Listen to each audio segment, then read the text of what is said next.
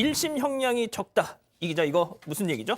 맞습니다. 이번 사건은 이제 함께 술을 마시던 지인을 폭행해서 장애를 갖게 만든 남성. 이 남성은 전직 야구 선수로 알려졌는데요. 이 남성이 항소심에서 징역 1년 6월을 선고받은 사건입니다. 이 남성 같은 경우에는 1심에서는 이제 징역 1년이 선고됐는데 이 항소심 재판부는 이 사건이 이르게 된 경위 그리고 당시 상황 그리고 범행 후에 보인 태도 그리고 피해자가 입은 피해 정도 그리고 피해자 측이 엄벌을 탄원하는 점 등을 고려해서 1심보다 형량을 높이겠다고 밝혔습니다. 자, 방금 스틸 사진으로 나갔는데 저게 뭐 원래는 동영상이잖아요. 다시 한번 보여주실 수 있으면 좀 보여주시죠. 아, 근데 저는 진짜 저거 저 진짜 동영상으로 보고서 진짜 제 가슴도 철렁 내려앉았었어요.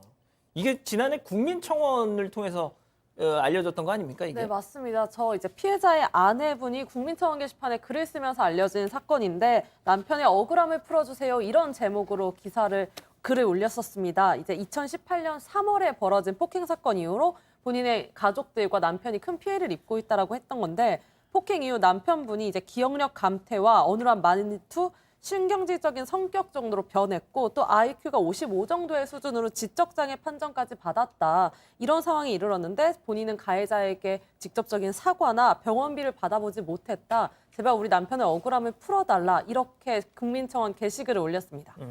자, 그러면 가해자와 피해자는 도대체 어떤 사이고 어떤 일이 있어서 저런 사건이 벌어졌던 건지 조금만 더 설명을 해주시죠. 일단 두 사람은 이 자녀가 있는데 이 자녀들끼리 친구입니다. 같은 학부모죠. 그래서 서로 알고 지냈고 평소에도 이제 만났던 사이라고 하는데 한 동네에 살면서 이날은 함께 이제 술을 마셨습니다. 술을 마셨는데 이제 어떤 이유로 인해서 이제 사소하게 시비가 붙은 거죠. 그렇게 다툼을 하다가 주먹을 내질러서 쓰러졌는데 이 피해자가 쓰러지면서 저렇게 바닥에 넘어지면서 머리를 크게 다쳤던 겁니다. 이 동영상을 보면 그냥 바로 그냥 뒤로 넘어져요. 맞습니다. 좀 심각한 상황이었는데 이 저 피해 남성의 아내가 이제 청원을 올렸는데 거기 보면은 저 피고인, 그러니까 가해자죠. 야구 선수 출신으로 덩치도 크고 힘이 좋은 남성 이렇게 표현을 했습니다. 영상에 보기에도 조금 덩치가 있는 편으로 보이는데 저렇게 머리를 다친 이후에 정신을 잃었고 이 가해자, 그러니까 피고인이 그 친구와 함께 남편을 참으로 옮겼는데 이상하다고 느낀 이 식당 주인이 경찰에 신고해서 이 사건이 알려지게 됐다. 이렇게 밝혔습니다. 자, 그리고 또 피해자분의 부인 주장에 따르면 그 전직 야구 선수 그 가해자 수술실에 들어갈 때 또 뭐 거짓말을 했다고요?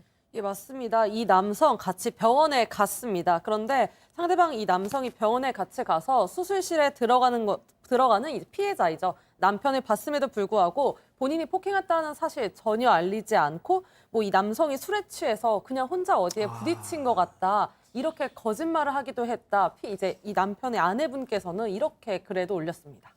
뭐 소장님 일단 뭐 자기도 좀 심적으로 쫄리니까 네. 거짓말을 했을 것 같긴 한데 그렇죠. 이제 그 순간엔 굉장히 좀 두려웠겠죠. 아, 큰일이 벌어졌구나라는 예. 생각이 들어서 두려워서 거짓말을 했겠지만 우리가 화면을 보지만 굉장히 맨 처음에는 별거 아닌 실강이가 난 것처럼 하는데 거기에 비해서 너무 폭력적이고 공격적이게 막 한 명은 그냥 얘기하고 있는데 한 명은 너무 이렇게 사실은 이렇게 힘장을 했으면 그다음에 넘어졌을 때도 그런 어떤 뭐 좀 멋진 모습을 남자다운 모습을 보여줘야 되는데 너무 비겁한 거죠. 예. 누군가가 넘어져서 머리를 다친 것 같으니까 친구랑 같이 지금 차 안에 숨기려고 했고 그 다음에도 계속해 부인한테까지 거짓말을 했기 때문에 사실은 면피 목적으로 거짓말을 했지만 이제는 용서받기 어려운 상황이 된 거죠. 아니, 그러니까 지금 뭐 저희가 말시즈가 나가긴 했지만 또 두 아이의 또 가장이고 뭐 집안이 거의 막 거의 붕괴되다시피 됐다 이렇게 얘기를 하는데 네. 저 피해자분의 부인 입장에서는 진짜